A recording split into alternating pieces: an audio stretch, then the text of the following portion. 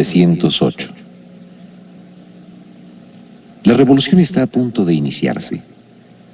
Los ojos del mundo occidental están puestos sobre nuestra nación, que se debate en la miseria de la mayoría y en la opulencia de la oligarquía porfiriana. Vientos de cambio corren por el país.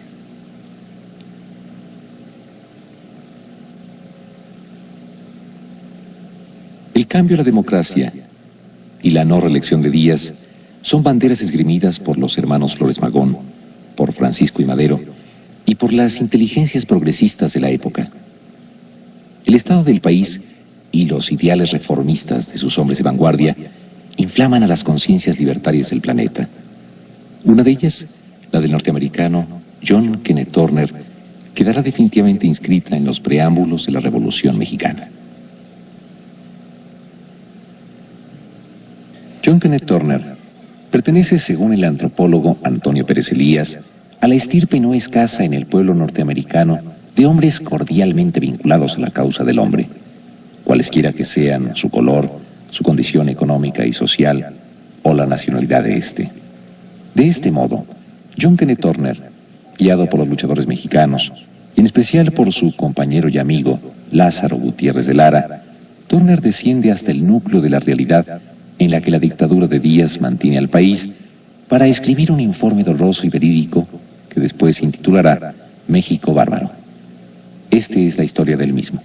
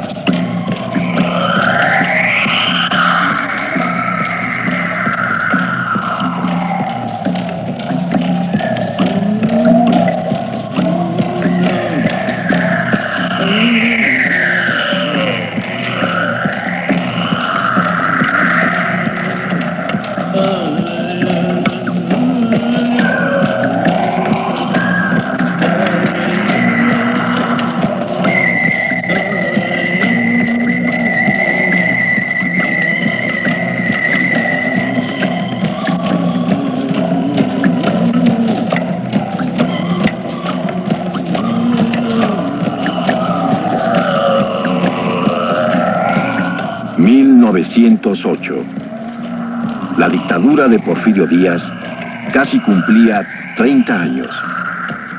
En el sur de México, los mayas sostenían una insurrección desde 1847, la Guerra de Castas. Mayas y blancos en guerra por la tierra. La dictadura porfirista convirtió el país en un inmenso campo de explotación de campesinos y obreros. Para todo aquel luchador social que se oponía a los designios de Díaz y su pequeño grupo de privilegiados, el destierro, la cárcel, el asesinato. Ese era el destino de los opositores del sistema de Díaz.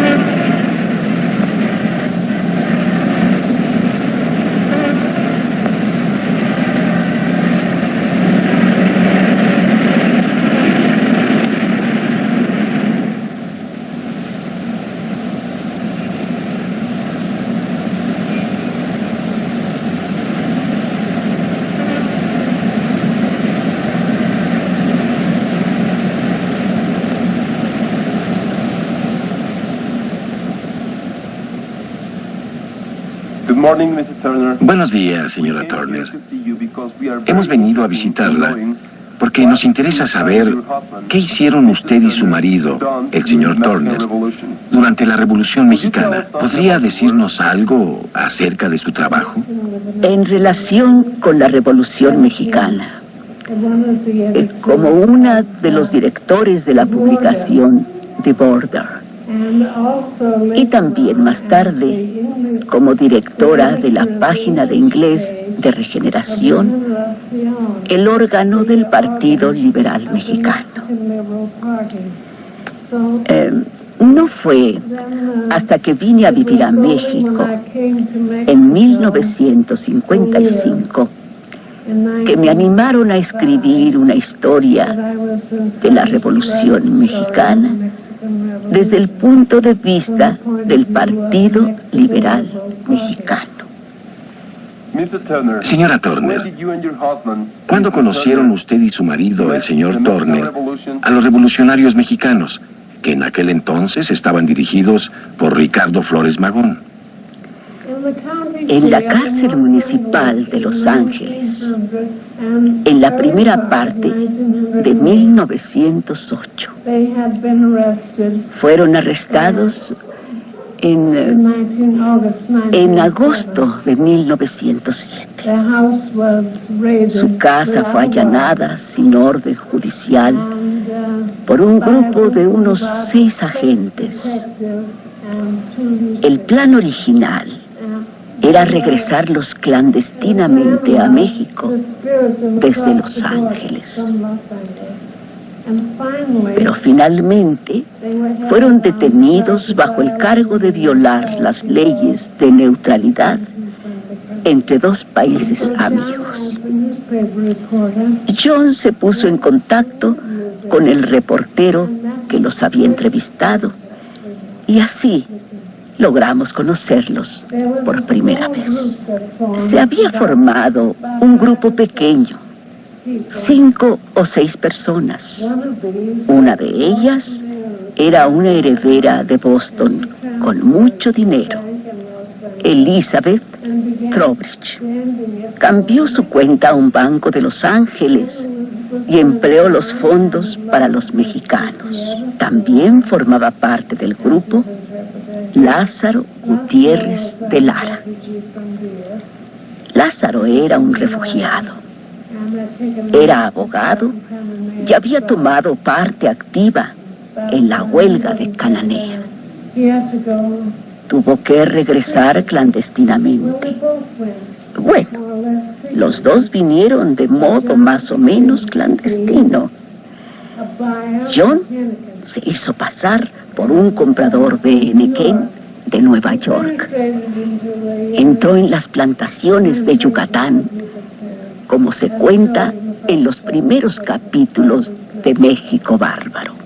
En enero de 1913, Turner se entrevistó con el presidente Madero, quien le dedicó esta fotografía a John Kenneth Turner, eminente escritor norteamericano y abogado defensor del proletariado mexicano.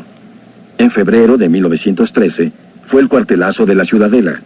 Posteriormente, la señora Turner recibió de su esposo esta carta. Querida Ethel, cuando tu foto con Juanita se salió de uno de los sobres de tus cartas hace un momento, lloré como un niño. No pude evitarlo. También lloré un poco allá, en la Ciudadela, ayer. Y también esta mañana. No porque temiera que me matasen, sino por la debilidad que me había provocado la tortura y también por la indignación que sentí por la forma en que el embajador Henry Lane Wilson me abandonó y por la forma en que se me trató. No, tal vez no fue tanto por eso, sino por la inútil lástima que recibí de algunos de ellos. Porque recuerdo que la primera vez que me mostré débil fue cuando al salir de la Bartolina por un momento para ver a alguien o para conseguir algo, alguien dijo: esto es indignante. Debemos sacar a este gringo de aquí. No sé cómo voy a decirte algo adecuado en esta carta, porque estoy totalmente débil y aún no me he quitado los andrajos asquerosos que eran mi mejor traje cuando estaba en la cárcel. Tal vez algo leíste en los periódicos.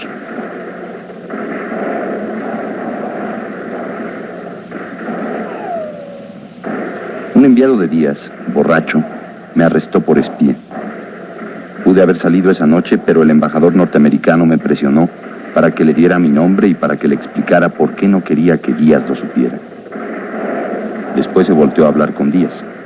Me refiero a Félix Díaz, el general, quien estaba acompañado por el traidor y asesino de Madero, Victoriano Huerta. Y a mí me abandonó. Porque yo escribí que Díaz quería castigarme, y porque también escribí contra la intervención, el embajador norteamericano me dejó abandonado a mi suerte. 3 veces estuve a punto de ser fusilado. De todas maneras, y con toda seguridad, lo hubieran hecho si no hubiera tenido éxito en destruir la Carta de Madero. Me pusieron en una Bartolina indescriptible por sus horrores y la llenaron con soldados borrachos peleándose. Las primeras 2 noches no dormí un solo momento, y después dormí algunos ratos únicamente por la debilidad total que sufría, ya que de 2 de los 4 días que estuve allí no me dieron nada que comer, y en los otros solo me ofrecieron inmundicias.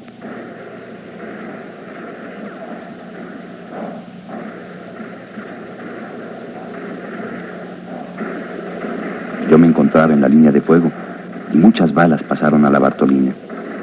A través del diminuto agujero de la Bartolina vi hombres despedazados por las balas y a muchos que se llevaban muertos o heridos.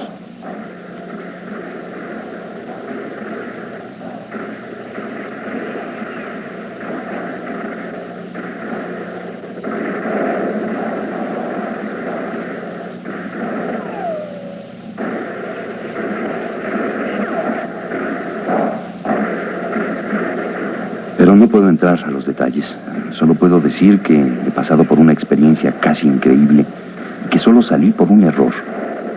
Y por el buen corazón de un querido militar, capitán de escuela.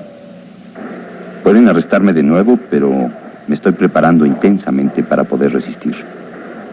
El periódico El País me va a respaldar. Mañana voy a escribir mis acusaciones sobre el embajador Lane Wilson. Esto me hace feliz porque nunca hubiera creído que ocurriría. El gerente del País me dio 50 pesos de su bolsa y va a tratar de conseguirme mis cosas.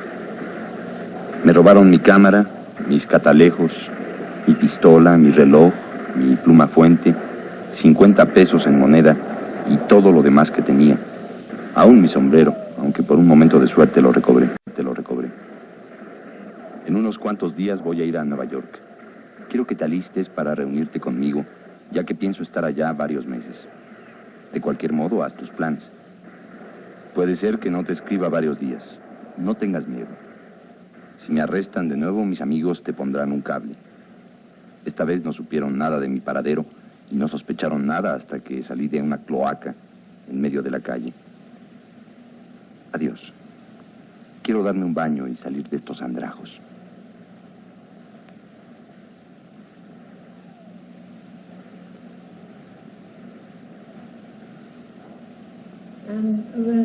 El segundo viaje fue en enero de 1909, cuando la revista American Magazine lo mandó a investigar el aspecto político del régimen de Porfirio Díaz.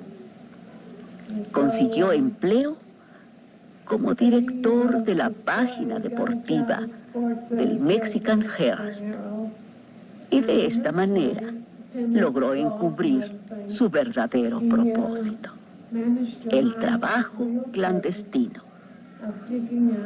Y yo lo acompañé en este viaje. ¿Qué es México? Los norteamericanos comúnmente llaman a México nuestra república hermana. La mayoría de nosotros la describimos vagamente como una república muy parecida a la nuestra, habitada por gente un poco diferente en temperamento, un poco más pobre y un poco menos adelantada, pero que disfruta de la protección de leyes republicanas. Un pueblo libre, en el sentido en que nosotros somos libres.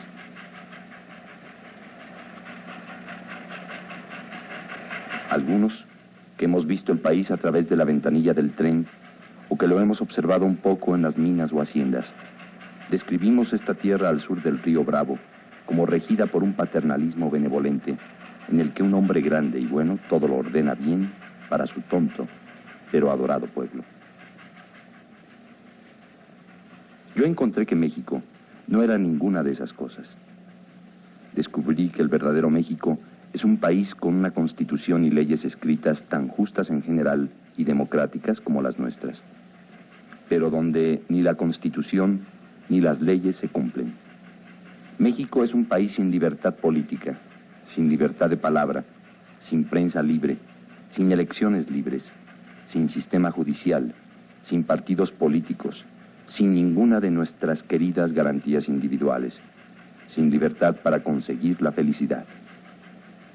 Es una tierra donde, durante más de una generación, no ha habido lucha electoral para ocupar la presidencia, donde el poder ejecutivo lo gobierna todo por medio de un ejército permanente, donde los puestos políticos se venden a precio fijo. Encontré que México es una tierra donde la gente es pobre porque no tiene derechos, donde el peonaje es común para las grandes masas y donde existe esclavitud efectiva para cientos de miles de hombres.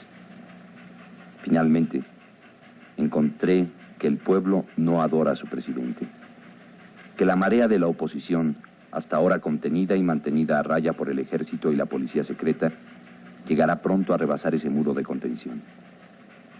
Los mexicanos de todas clases y filiaciones se hallan acordes en que su país está a punto de iniciar una revolución en favor de la democracia. Si no una revolución en tiempo de Díaz, puesto que este ya es anciano y se espera que muera pronto, sí una revolución después de Díaz. Con objeto de que se pueda entender el sistema de Díaz y su responsabilidad en la degradación del pueblo mexicano, es conveniente volver atrás y describir brevemente los antecedentes de ese sistema. En todo el mundo se habla de México como de una república, solo porque en otro tiempo lo fue y todavía simula serlo. México tiene una constitución vigente que se dice copiada de la norteamericana y que en verdad es como ella en lo principal. Ambas establecen la existencia de un Congreso Nacional, de legislaturas en los estados y gobierno municipal que deben hacer las leyes, jueces federales, estatales y locales que deben interpretarlas, y un presidente, gobernadores y ejecutivos locales para administrarlas.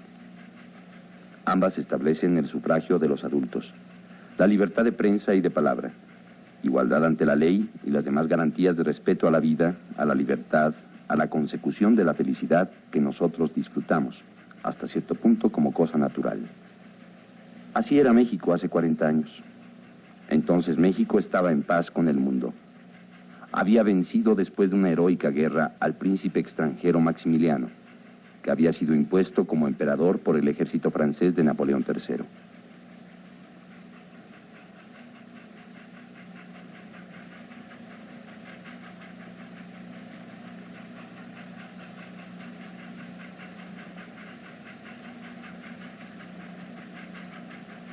Mi interés especial en el México político se despertó por primera vez a principios de 1908, cuando establecí contacto con 4 revolucionarios mexicanos, que entonces se hallaban encerrados en la cárcel municipal de Los Ángeles, California.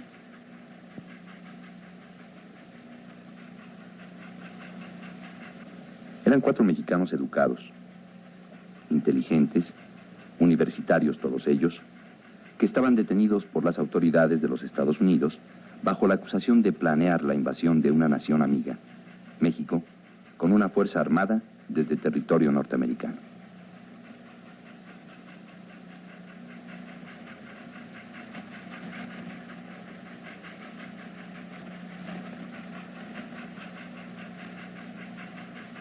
¿Por qué unos hombres cultos querían tomar las armas contra una república?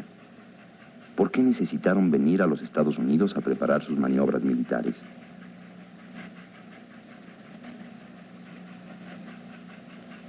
Hablé con esos detenidos mexicanos. Me aseguraron que durante algún tiempo habían agitado pacíficamente en su propio país para derrocar sin violencia y dentro del marco constitucional a las personas que controlaban el gobierno. Pero por eso mismo, declararon, habían sido encarcelados y sus bienes destruidos. La policía secreta había seguido sus pasos, sus vidas fueron amenazadas y se había empleado toda clase de métodos para impedirles continuar su trabajo.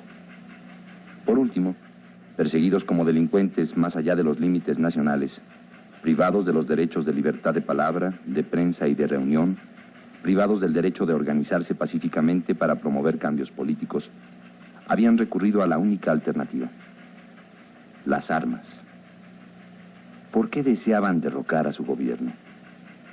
Porque éste había dejado a un lado la Constitución, porque había abolido los derechos cívicos que, según consenso de todos los hombres ilustrados, son necesarios para el desarrollo de una nación, porque había desposeído al pueblo de sus tierras, porque había convertido a los trabajadores libres en siervos, peones, y algunos de ellos hasta en verdaderos esclavos.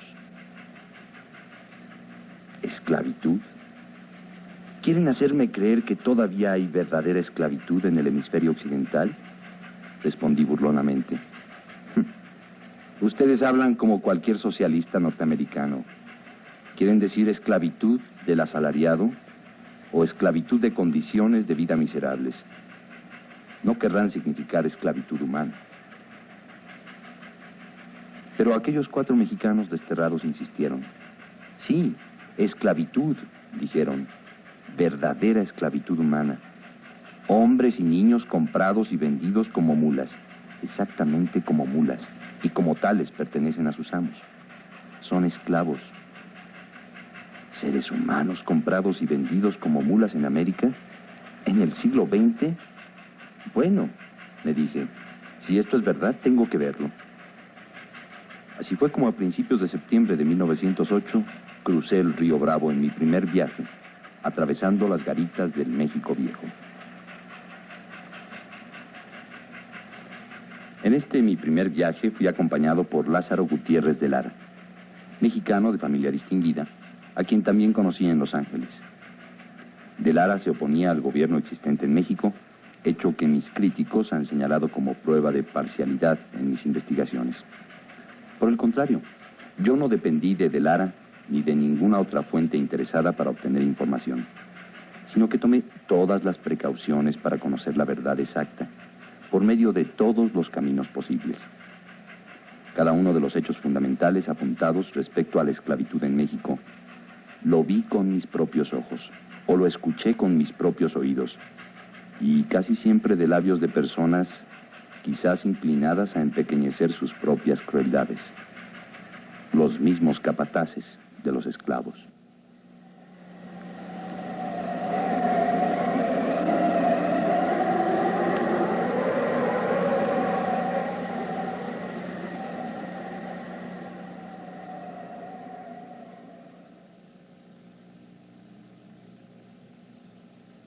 La primera parte de la historia, narrada por Turner, resume la condición humana y social que provocaría sin duda alguna el alzamiento revolucionario de 1910.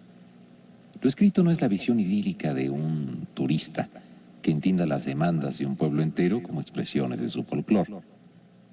Turner se avergüenza y participa, se arriesga. No cree en las consignas de un gobierno despótico ni en las alianzas que, en nombre de la paz social, establece con la nación más poderosa del mundo.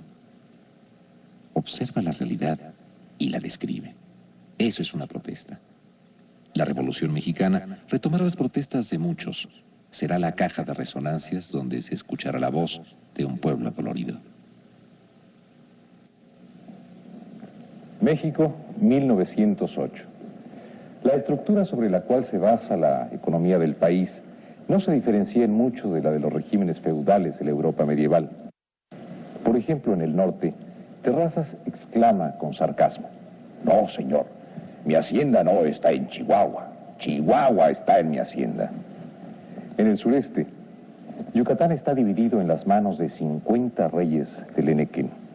Reyes con todo y esclavos, 100,000 esclavos según las estadísticas.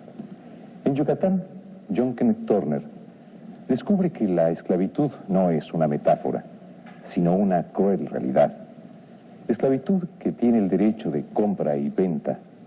Esclavitud que es poseedora de ese cuerpo en el uso y en el abuso, hasta el asesinato. En México bárbaro, John Kenneth Turner deja constancia del hecho terrible.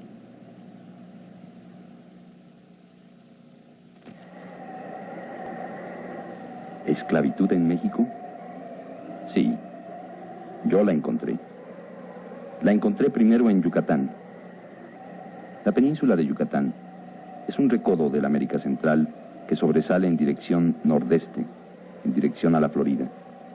Pertenece a México y su área, de unos 120,000 kilómetros cuadrados, está dividida casi por igual entre los estados de Yucatán y Campeche y el territorio de Quintana Roo.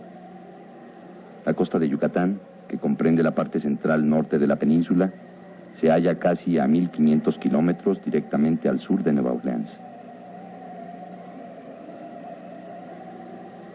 La superficie del estado es casi toda roca sólida, tan dura que en general es imposible plantar un árbol sin que primero se haga un hoyo, volando la roca, de modo que puedan desarrollarse las raíces.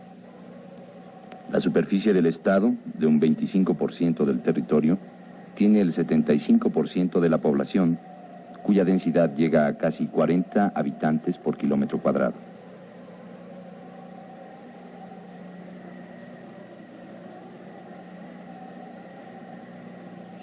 El secreto de estas condiciones peculiares reside en que el suelo y el clima del norte de Yucatán se adaptan perfectamente al cultivo de esas resistentes especies de plantas centenarias que producen el enequén, o fibra de sisal.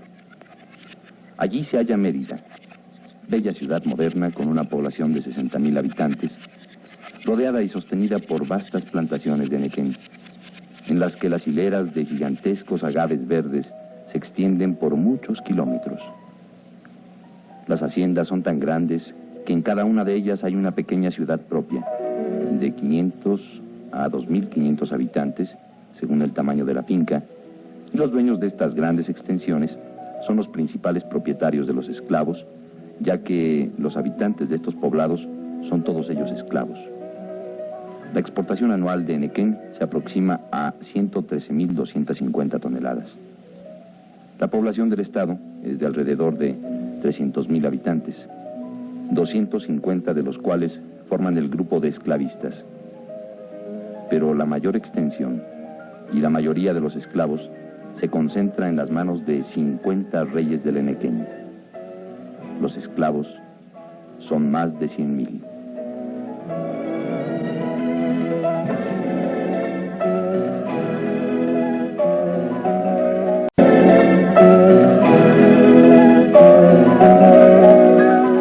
Con el propósito de conocer la verdad por boca de los esclavistas mismos, me mezclé con ellos ocultando mis intenciones.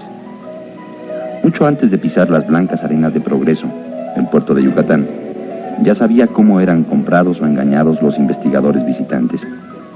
Y si estos no podían ser sobornados, se les invitaba a beber y a comer hasta hartarse.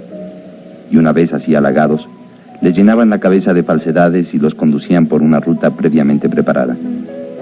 En suma, se les engañaba tan completamente que salían de Yucatán con la creencia, a medias, de que los esclavos no eran tales, que los 100,000 hambrientos, fatigados y degradados peones eran perfectamente felices y vivían tan contentos con su suerte que sería una verdadera vergüenza otorgarles la libertad y la seguridad que corresponden, en justicia, a todo ser humano.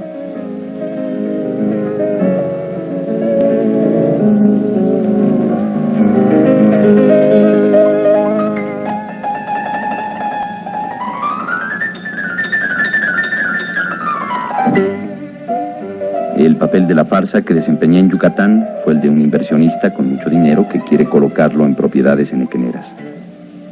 Como tal, los reyes del enequén me recibieron calurosamente. En verdad fui afortunado al llegar al estado en esa época, pues antes del pánico de 1907 era política bien entendida y unánimemente aprobada por la Cámara Agrícola, organismo de los agricultores, que no debía permitirse a los extranjeros conocer el negocio del enequén.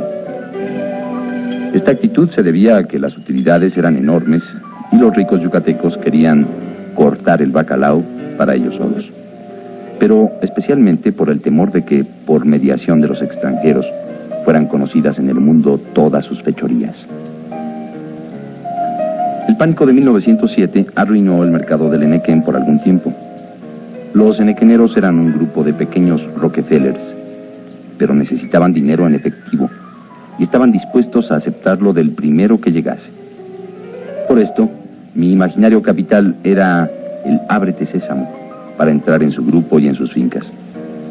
No solo discutí con los reyes mismos cada una de las fases de la producción del henequén, sino que mientras quedaba libre de su vigilancia, observé las condiciones normales de la vida de millares de esclavos.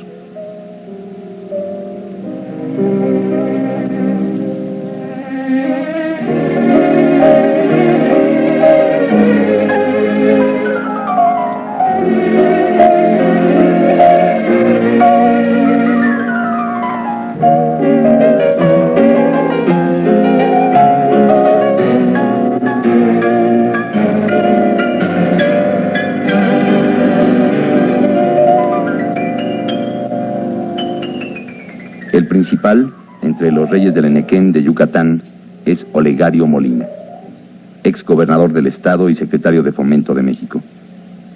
Sus propiedades tanto en Yucatán como en Quintana Roo abarcan más de 6 millones de hectáreas. Un pequeño reino. Los 50 reyes del henequén viven en ricos palacios en Mérida y muchos de ellos tienen casas en el extranjero. Viajan mucho, hablan varios idiomas y con sus familias constituyen una clase social muy cultivada. Toda Mérida y todo Yucatán, y aún toda la península, dependen de estos 50 reyes del henequén. Naturalmente dominan la política de su estado y lo hacen en su propio beneficio.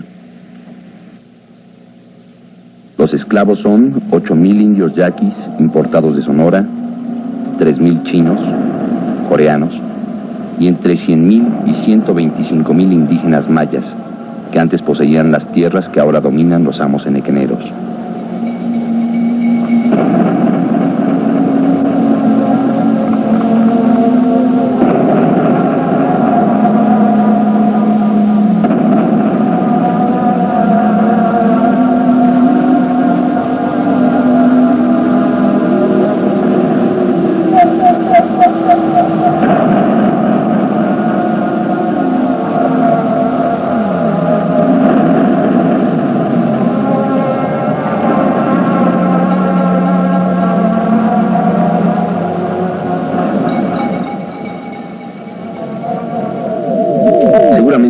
Maya representa casi el 95% de la población yucateca y aún la mayoría de los 50 reyes del henequén son mestizos de maya y español. Los mayas son indígenas aunque no indios, en el sentido norteamericano común de esta palabra. No son como los de los Estados Unidos, y se les llama así tan solo porque habitaban en el hemisferio occidental cuando llegaron los europeos. Los mayas tenían una civilización propia cuando los españoles los descubrieron. Y se sabe que su civilización era tan avanzada como la de los aztecas del centro de México o la de los incas del Perú.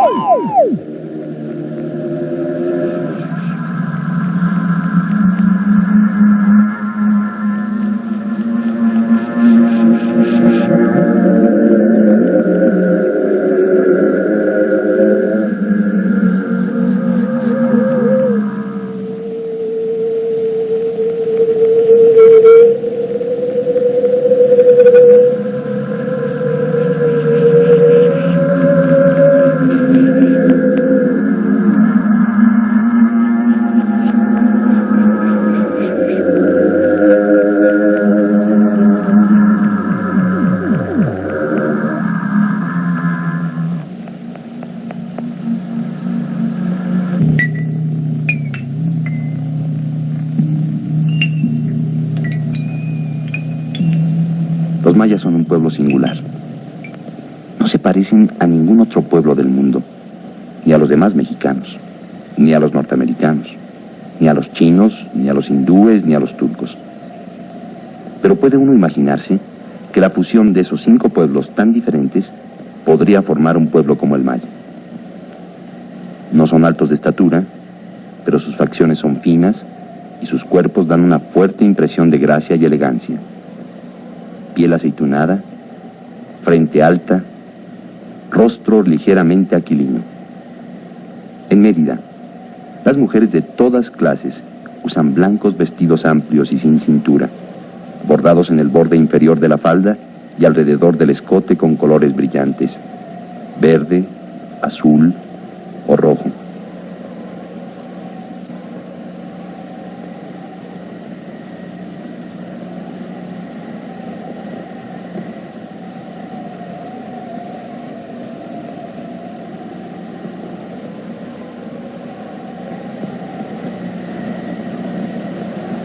Los hacendados no llaman esclavos a sus trabajadores. Se refieren a ellos como gente u obreros, especialmente cuando hablan con forasteros. Pero cuando lo hicieron confidencialmente conmigo, me dijeron, sí, son esclavos. Sin embargo, yo no acepté ese calificativo, a pesar de que la palabra esclavitud fuera pronunciada por los propios dueños de los esclavos. La prueba de cualquier hecho hay que buscarla no en las palabras, sino en las condiciones reales. Esclavitud quiere decir propiedad sobre el cuerpo de un hombre, tan absoluta que éste puede ser transferido a otro. Propiedad que da al poseedor el derecho de aprovechar lo que produzca ese cuerpo, matarlo de hambre, castigarlo a voluntad, asesinarlo impunemente. Tal es la esclavitud llevada al extremo. Tal es la esclavitud que encontré en Yucatán. Los hacendados yucatecos no llaman esclavitud a su sistema, lo llaman servicio forzoso por deudas. No nos consideramos dueños de nuestros obreros, consideramos que ellos están en deuda con nosotros, y no consideramos que los compramos o los vendemos, sino que transferimos la deuda y al hombre junto con ella. Esta es la forma en que don Enrique Cámara Zavala, presidente de la Cámara Agrícola de Yucatán, explicó la actitud de los reyes del Enequén en este asunto. La esclavitud está contra la ley. No llamamos a eso esclavitud. Me aseguraron una y otra vez varios hacendados. Pero el hecho de que no se trata de un servicio por deudas se hace evidente por la costumbre de traspasarse los esclavos de uno a otro amo. No sobre la base de que los esclavos deben dinero, sino sobre el precio que en esta clase de mercado tiene un hombre. Al calcular la compra de una hacienda, siempre se tiene en cuenta el pago en efectivo por los esclavos, exactamente lo mismo que por la tierra, la maquinaria y el ganado. El precio corriente de cada hombre era de 400 pesos, y esa cantidad me pedían los hacendados. Muchas veces me dijeron, si compra usted ahora es una buena oportunidad. La crisis ha hecho bajar el precio. Hace un año era de 1,000 pesos por cada hombre. Los yaquis son transferidos en idénticas condiciones que los mayas, al precio de mercado de un esclavo, aunque todos los yucatecos saben que los hacendados pagan solamente 65 pesos al gobierno por cada yaqui. A mí me ofrecieron yaquis a 400 pesos, aunque no tenían más de un mes en la región y por lo tanto aún no acumulaban una deuda que justificase la diferencia en el precio. Además, uno de los hacendados me dijo, no permitimos a los yaquis que se endeuden con nosotros.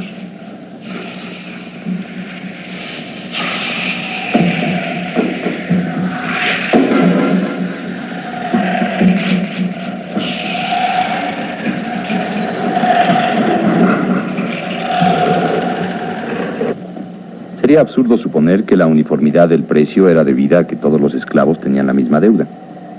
Esto lo comprobé al investigar los detalles de la operación de venta. Uno me dijo, a usted le dan, con el hombre, la fotografía y los papeles de identificación, y eso es todo.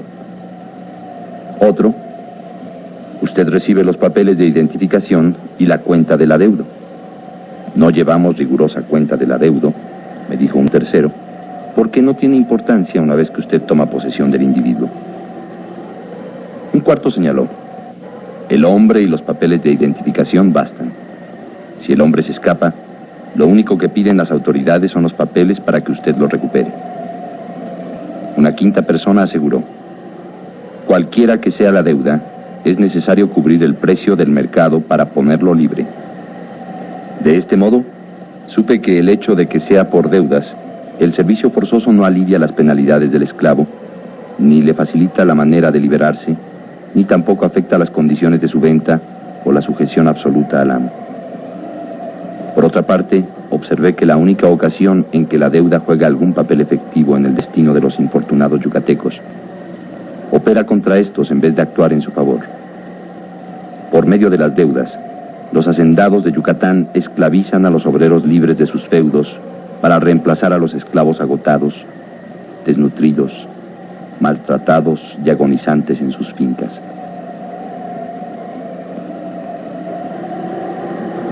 ¿Cómo se recluta a los esclavos?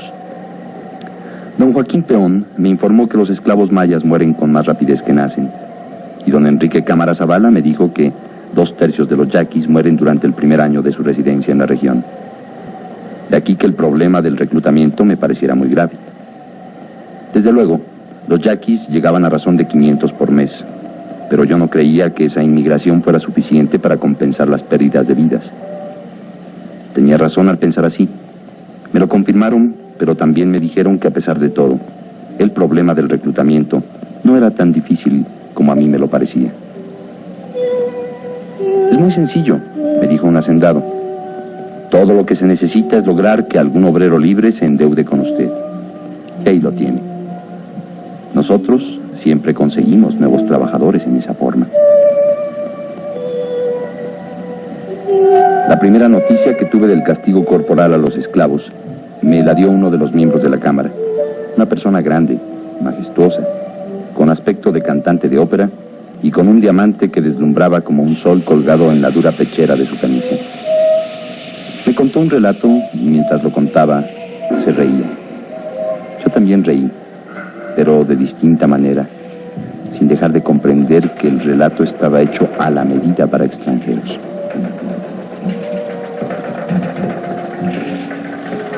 Ah, sí, tenemos que castigarlos, me dijo el gordo rey del Enequén.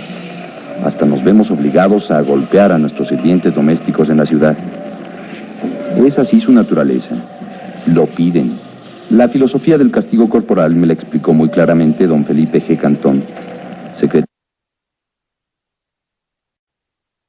de la Cámara.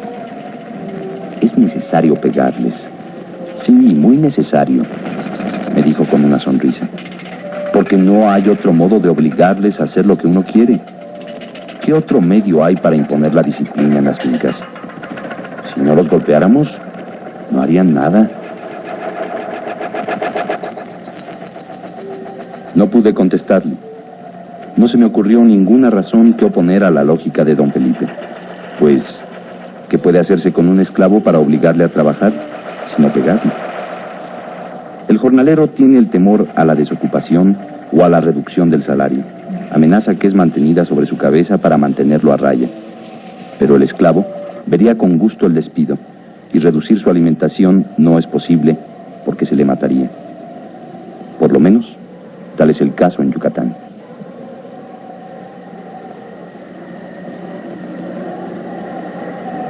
Una de las primeras escenas que presenciamos en una finca nequenera fue la de un esclavo a quien azotaban.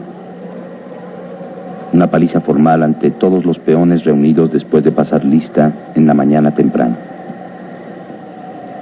El esclavo fue sujetado y se le dieron 15 azotes en la espalda desnuda con una reata gruesa y húmeda, con tanta fuerza que la sangre corría por la piel de la víctima. Este modo de azotar es muy antiguo en Yucatán y es costumbre en todas las plantaciones aplicarlo a los jóvenes y también a los adultos, excepto los hombres más corpulentos. A las mujeres se las obliga a arrodillarse para azotarlas. Lo mismo suele hacerse con hombres de gran peso. Se golpea tanto a hombres como a mujeres, bien sea en los campos o al pasar lista en las mañanas. Cada capataz lleva un pesado bastón con el que pica, hostiga y golpea a su antojo a los esclavos. No recuerdo haber visitado un solo enequenal en que no haya visto esta práctica de picar, hostigar y golpear continuamente a la gente. No vi en Yucatán otros castigos peores que los azotes, pero supe de ellos. Me contaron de hombres a quienes se había colgado de los dedos de las manos o de los pies para azotarlos, de otros a quienes se les encerraba en antros oscuros como mazmorras, o se hacía que les cayeran gotas de agua en la palma de la mano hasta que gritaban. El castigo a las mujeres, en casos extremos, consistía en ofender su pudor. Conocí las oscuras mazmorras y en todas partes vi las cárceles dormitorios, los guardias armados y los vigilantes nocturnos que patrullaban los alrededores del casco de la finca mientras los esclavos dormían. También oí que algunos agricultores tenían especial placer en ver cintarear a sus esclavos. Por ejemplo, hablando de uno de los más ricos terratenientes de Yucatán, un profesionista me dijo: un pasatiempo favorito de X consistía en montar en su caballo y presenciar la limpia, el castigo de sus esclavos. Encendía su cigarro y cuando expulsaba la primera bocanada de humo, el látigo mojado caía sobre las desnudas espaldas de la víctima. Seguía fumando tranquilamente, muy contento, al mismo tiempo que los golpes caían uno tras de otro. Cuando por fin le aburría la diversión, tiraba el cigarro y el hombre del látigo dejaba de golpear, ya que el final del cigarro era la señal para que acabasen los azotes.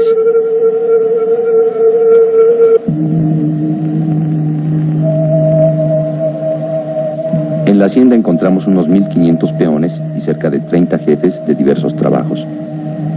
30 de los esclavos eran coreanos, unos 200 yaquis y el resto mayas.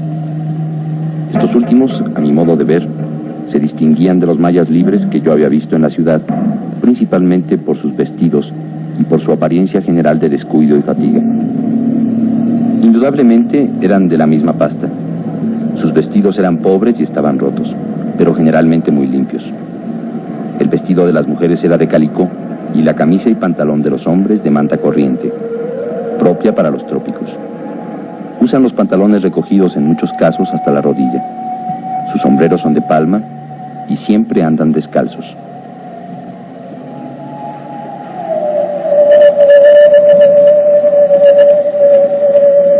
Unos 700 esclavos son hombres aptos para el trabajo y el resto mujeres y niños. 380 de ellos están casados y viven con sus familias en chozas de una pieza, construidas sobre pequeños lotes de unos 50 metros cuadrados, que a pesar de ser pedregosos y estériles, sirven a mujeres y niños para cultivar algo. Además del producto de su pobre huerto, cada familia obtiene diariamente crédito en la tienda de raya por valor de 25 centavos en mercancías. No se les paga en dinero. Todo es a crédito y este mismo sistema es el que prevalece en casi la mitad de las haciendas. La otra mitad se limita a entregar raciones, que viene a ser la misma cosa, pero algunos de los hacendados se apegan al sistema de crédito para mantener la apariencia de que pagan jornales.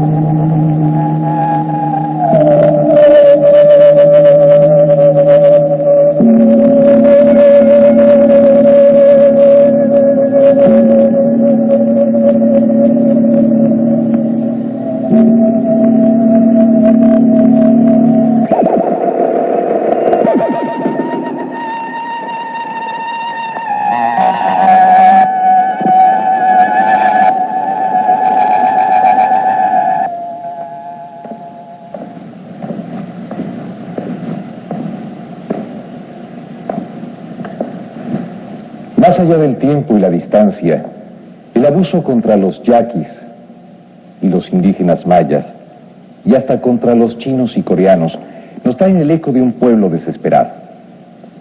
México bárbaro desenmascara el origen de la conspiración. La Revolución Mexicana se ha de nutrir de los flagelos a la espalda de los esclavos. de las jornadas de trabajo de 16 horas, de las tiendas de raya. Las huelgas de Cananea y Río Blanco han prendido la mecha. El sacrificio de muchos será el detonante. México, 1908. Los trabajadores del campo en Yucatán sufren el estado de esclavitud absoluta. Inútil tratar de escapar. La naturaleza, confabulada con los intereses del gran capital, impide todo intento de fuga. Mientras tanto, las ganancias por la explotación del Enequén crean imperios. Vendido en su mayor volumen a los Estados Unidos, el Enequén hace correr ríos de dinero, mientras que en las haciendas corren ríos de sangre. El esclavo se ve impedido de ejercer su condición de hombre, al grado que prefiere la muerte a cumplir con una existencia grabada a la voluntad del amo. John Kenneth Turner describe en pasajes dantescos el método científico de la explotación enequenera y humana. Sin ironía, la pluma de Turner habla del México bárbaro.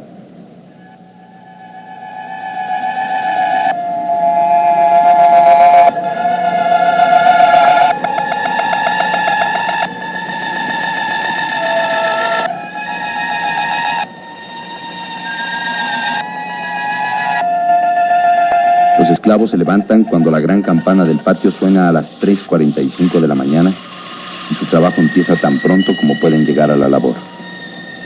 El trabajo en los campos termina cuando ya no se puede ver por la oscuridad y en el casco prosigue a veces durante muchas horas de la noche.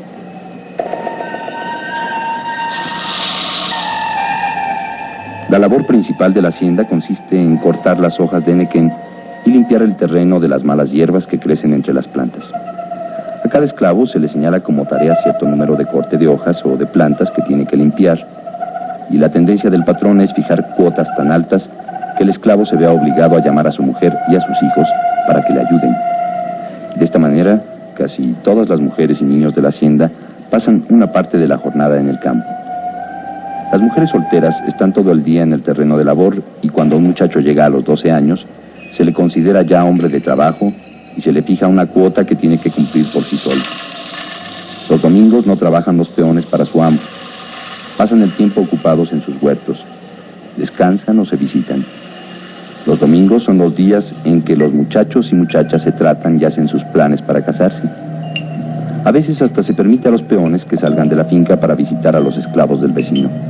Pero nunca se les autoriza a casarse con gente de otras haciendas, porque esto ocasionaría que uno u otro de los propietarios tuviese que comprar a la mujer o al marido, lo cual crearía dificultades. Tales son las condiciones que en general prevalecen en todas las fincas enequeneras yucatecas.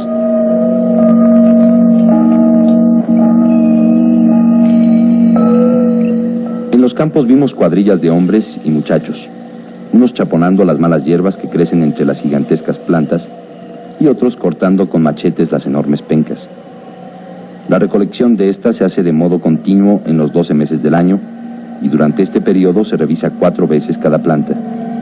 Suelen cortarse 12 hojas, las más grandes, dejando las 30 más pequeñas para que crezcan durante 3 meses. El obrero corta la hoja por su raíz, quita las espinas de los bordes, suprime la púa terminal, cuenta las hojas que quedan en la planta y las que se han cortado, las apila formando haces y finalmente lleva a estos hasta el extremo de su hilera, en donde los recogen vehículos tirados por mulas, los cuales ruedan sobre rieles desmontables.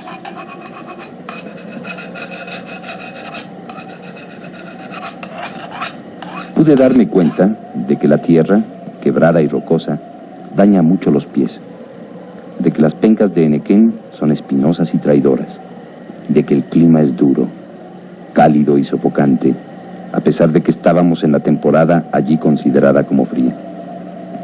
Los hombres vestidos de andrajos y descalzos trabajan sin descanso, con mucho cuidado y con la velocidad de los obreros destajistas mejor pagados.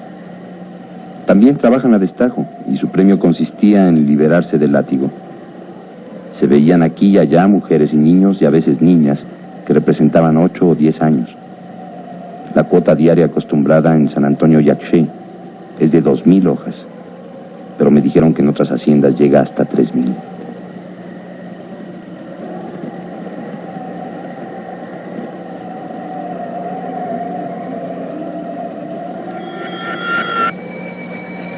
Las hojas de nequén, una vez cortadas, se llevan a un gran edificio construido en medio del casco de la finca, donde se elevan por medio de un montacargas y se colocan en una banda móvil que las conduce a la desfibradora.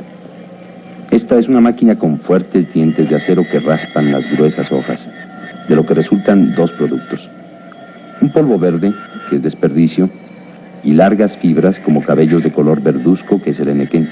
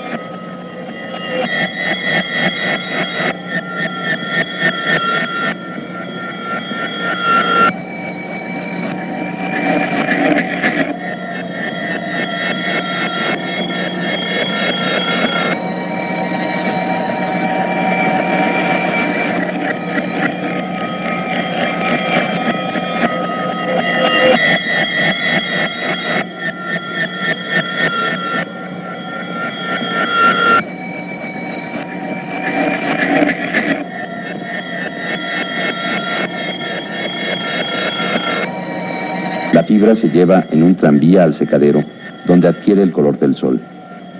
Después se transporta en el tranvía, se prensa en pacas y pocos días o semanas más tarde, el observador podrá verla en Progreso, el puerto de Yucatán, a unos 35 kilómetros al norte de Mérida, donde se cargan en un buque generalmente británico. Los Estados Unidos compran casi todo el enequén de Yucatán, del cual nuestro trust cordelero, considerado como afiliado a la Standard Oil, absorbe más de la mitad. En 1908 el precio de la fibra de enequén en pacas era de 8 centavos por libra, y un tratante de esclavos me dijo que su costo de producción no era mayor de 1 centavo.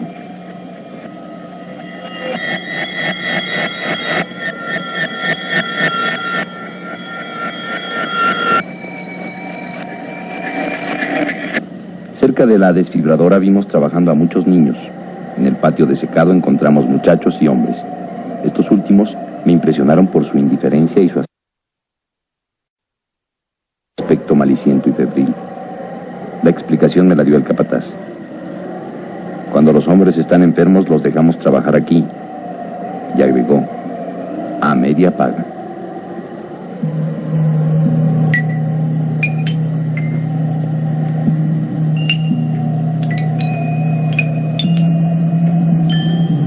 Más de 300 esclavos duermen en una gran construcción de piedra y argamasa, rodeada de un sólido muro de 4 metros de alto, con bardas rematadas por trozos de vidrio.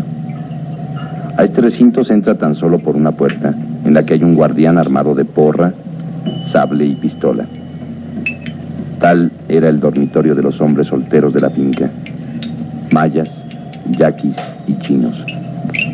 Y también de los que trabajan medio tiempo, esclavos a quienes se emplea solo medio año, algunos de ellos casados, cuyas familias viven en pequeños poblados en los alrededores de la finca.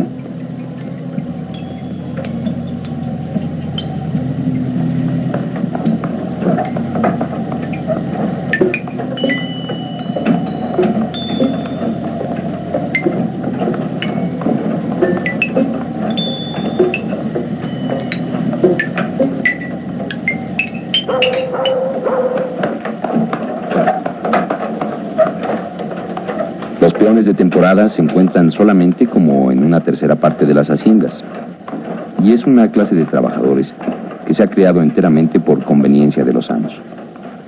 Se convierten en trabajadores de planta a voluntad de los amos, y entonces se les permite que tengan a sus familias en la hacienda.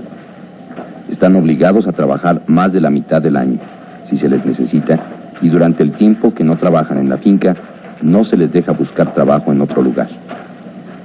Generalmente su labor anual se divide en 2 periodos: 3 meses en la primavera y 3 en el otoño, durante los cuales no pueden visitar a sus familias. Se les tiene siempre encerrados en las noches. Se alimentan por cuenta de la finca y la cantidad de 12,5 centavos, un real, que se les acredita diariamente, se entrega por pequeñas partes a sus familias para que éstas no mueran de hambre. Con lo dicho se verá que la cantidad que se le acredita en un año al trabajador de medio tiempo, por 6 meses de labor, es de 22 pesos con 50 centavos como pago total, que es con lo que la familia del esclavo cuenta para vivir en el año.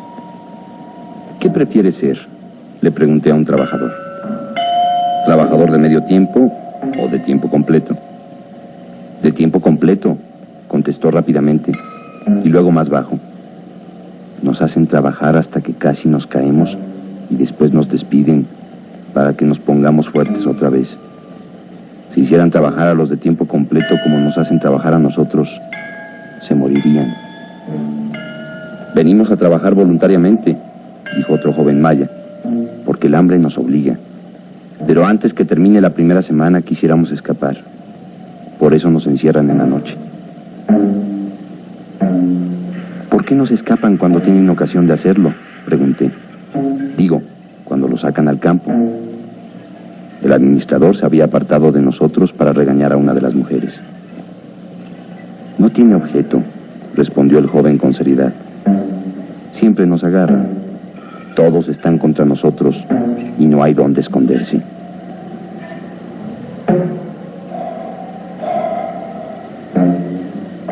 Tienen nuestras fotografías, dijo otro. Siempre nos encuentran y entonces nos dan una paliza. Cuando estamos aquí queremos escapar, pero cuando nos llevan a la labor, sabemos que la escapatoria es inútil.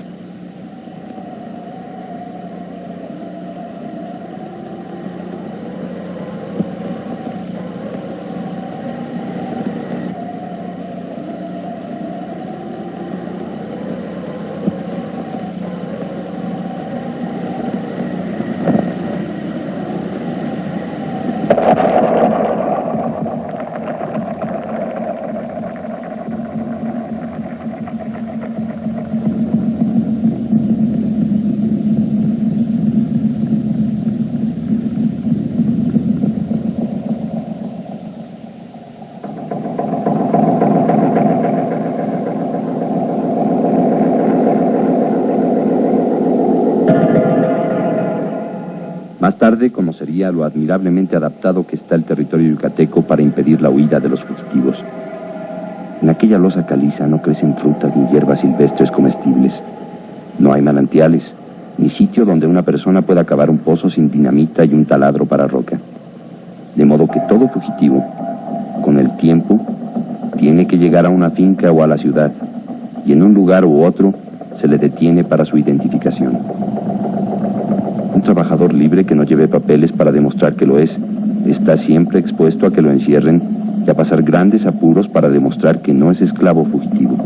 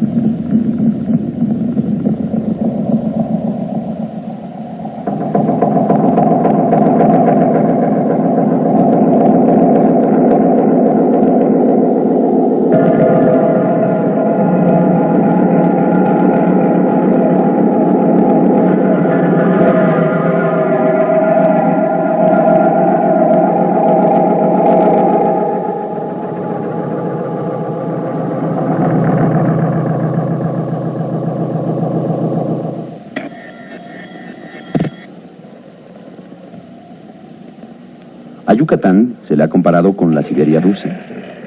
Siberia, me han dicho algunos refugiados políticos mexicanos, es un infierno congelado. Yucatán es un infierno en llamas.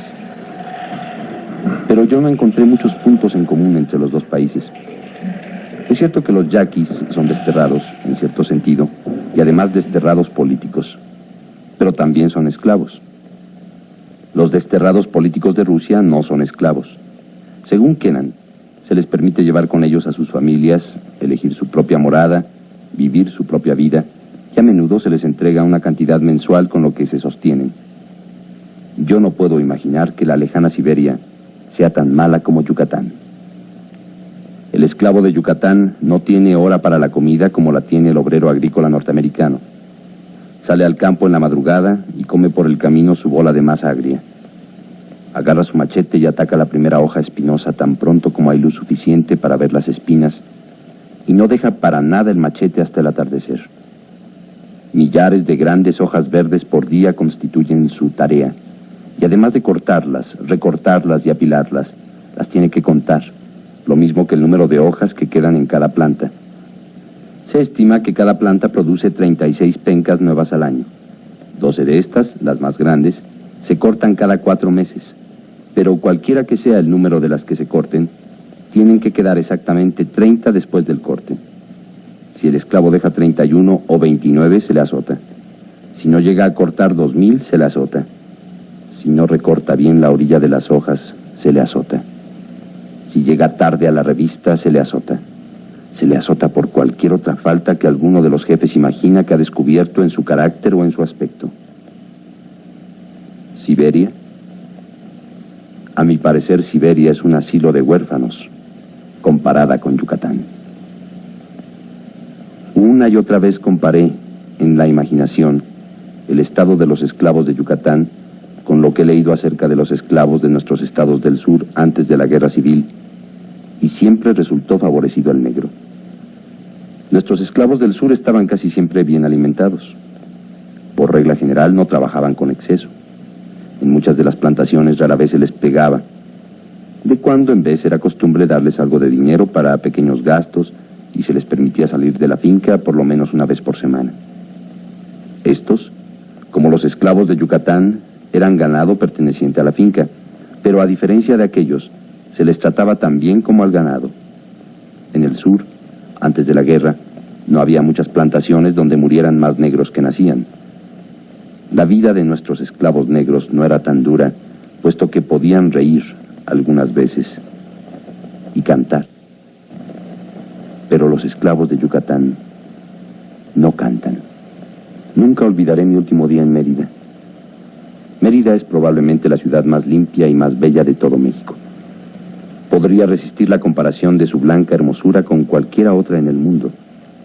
El municipio ha gastado grandes sumas en pavimentos, en parques y en edificios públicos, y por encima de todo eso, no hace mucho tiempo, los reyes del Enequén juntaron fuerte cantidad para mejoras extraordinarias. Mi última tarde en Yucatán la pasé recorriendo a pie o en coche el opulento barrio residencial de Mérida. Los norteamericanos podrán creer que no existe nada de arte ni de arquitectura en esta pétrea península centroamericana.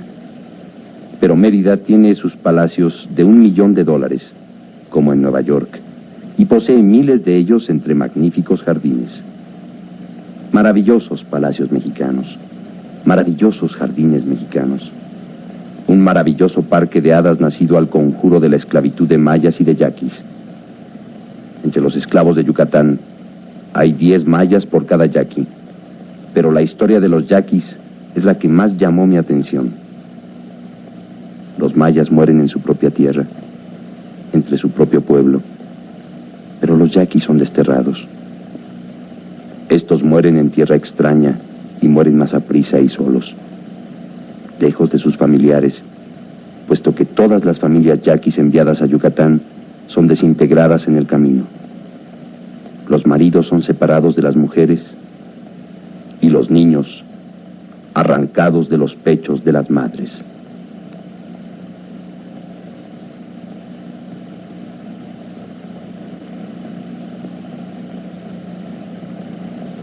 Es el 8 de abril de 1911. En el momento de escribir estas líneas, hay cerca de 30,000 soldados norteamericanos que patrullan la frontera mexicana y barcos de guerra de los Estados Unidos navegan en la proximidad de puertos mexicanos. Aunque ni un solo soldado llegue a cruzar la línea, ni los barcos disparen un solo tiro, se trata de una intervención efectiva. El propósito declarado es el de aplastar la revolución mediante el cierre de sus fuentes de aprovisionamiento e impedir que los patriotas mexicanos residentes en Estados Unidos vayan a luchar por la libertad de su país. La acción de movilizar las tropas fue tomada por el presidente Taft sin tener en cuenta los deseos del pueblo norteamericano y sin ofrecer a éste las explicaciones debidas. La incautación por las tropas de los abastecimientos para la revolución y el arresto de reclutas revolucionarios son contrarios no solamente a todas las tradiciones de libertad política sobre las que se supone que está basado este país, sino que son ilegales, criminales y punibles con multa y prisión según las leyes de los Estados Unidos. No constituye violación de ninguna ley estatal o federal el enviar a México alimentos, ni aún armas y municiones, con la clara intención de venderlos a los revolucionarios. Sin la proclamación formal de la ley marcial, las autoridades militares no tienen el derecho de transgredir las leyes civiles, y si lo hacen, están sujetas a multa y prisión por detención ilegal. En la frontera no se ha proclamado la ley marcial. Las autoridades militares a diario violan allí las leyes, pero las autoridades civiles están acobardadas. El pueblo está también acobardado y parece que las víctimas mexicanas o norteamericanas no obtienen compensación alguna. Por capricho del Ejecutivo se han subvertido la ley y la autoridad civil, y respecto a la situación mexicana, los Estados Unidos se han convertido en una dictadura militar tan siniestra e irresponsable como la del propio Díaz. ¿Y para qué se hizo todo esto?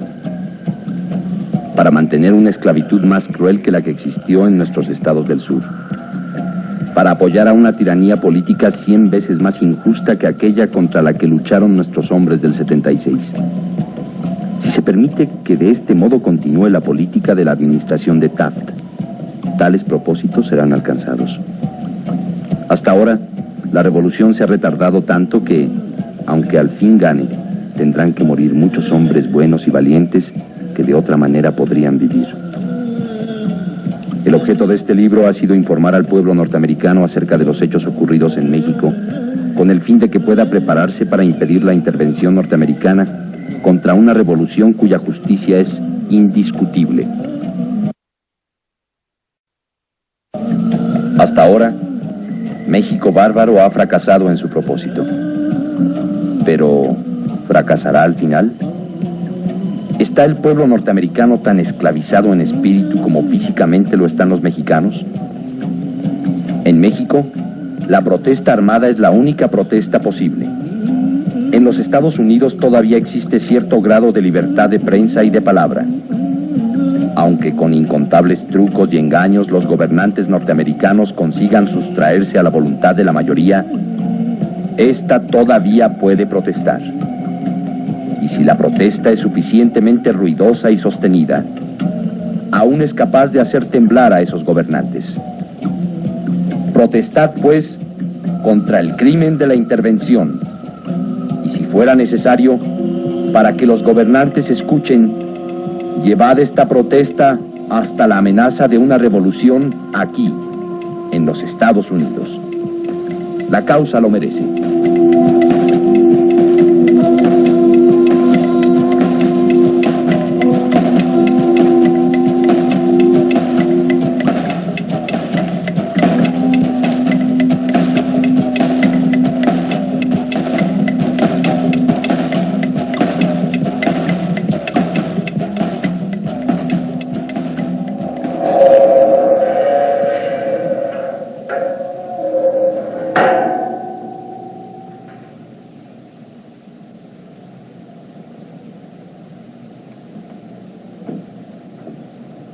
El prólogo de la revolución está descrito. Sin embargo, para John Kenneth Turner, el análisis no es suficiente. Para él es importante comprometerse en la tarea de liberación y denunciar la intervención en los asuntos de un pueblo, provenga de donde provenga. Incluso, John Kenneth Turner les dice a sus compatriotas norteamericanos: protestad el crimen de la intervención. Y si es necesario, para que los gobernantes escuchen esta protesta, llevadla hasta una amenaza de revolución. Aquí, refiriéndose a México, La causa lo merece. Y la causa lo mereció. 2 años después, la Revolución Mexicana estaba en marcha.